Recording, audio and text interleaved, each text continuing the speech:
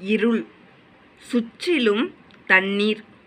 ஒரு மனிதன் தப்பிக்க முடியாத இடத்தில் இருக்கிறான். ஆனால் அந்த இருளிலேயே அவன் தேவனை அழைக்கிறான். யோனா 2. அமைதியாக கேளுங்கள். அந்த மீனின் வயிற்றிலிருந்து யோனா தன் தேவனாகிய கர்த்தரை நோக்கி விண்ணப்பம் பண்ணி, என் நெருக்கத்தில் நான் கர்த்தரை நோக்கி கூப்பிட்டேன். அவர் எனக்கு உத்தரவு அருளினார்.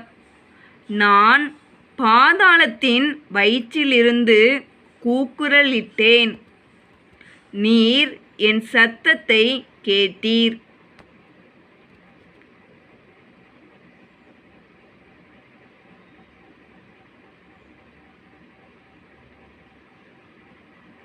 சமுத்திரத்தின் நடுமையமாகிய ஆழத்திலே நீர் என்னை தள்ளிவிட்டீர்.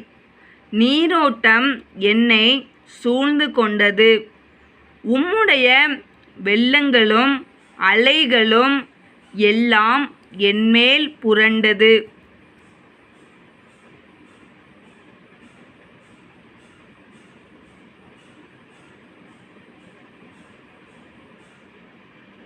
நான் உமது கண்களுக்கு எதிரே இராதபடிக்கு தள்ளப்பட்டேன்.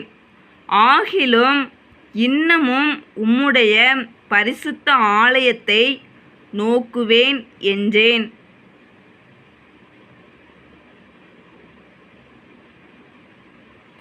தண்ணீர்கள் பிராணபரியந்தம் என்னை நெருக்கினது. ஆழி என்னை சூழ்ந்தது. கடற்பாசி என் தலையை சுற்றி கொண்டது.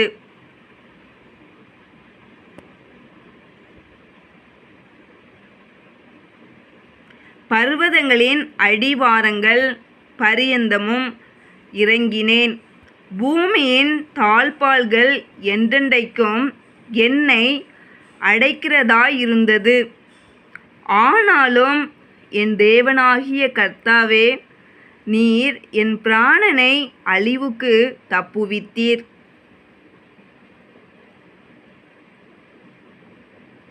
என் ஆத்துமா என்னில் தொய்ந்து போகையில் கர்த்தரை நினைத்தேன்.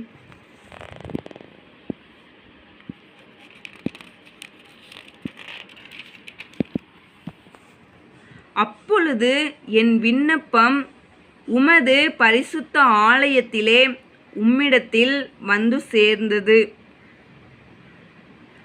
பொய்யான மாயையை பற்றி கொள்ளுகிறவர்கள் தங்களுக்கு வரும் கிருபையை போக்கடிக்கிறார்கள்.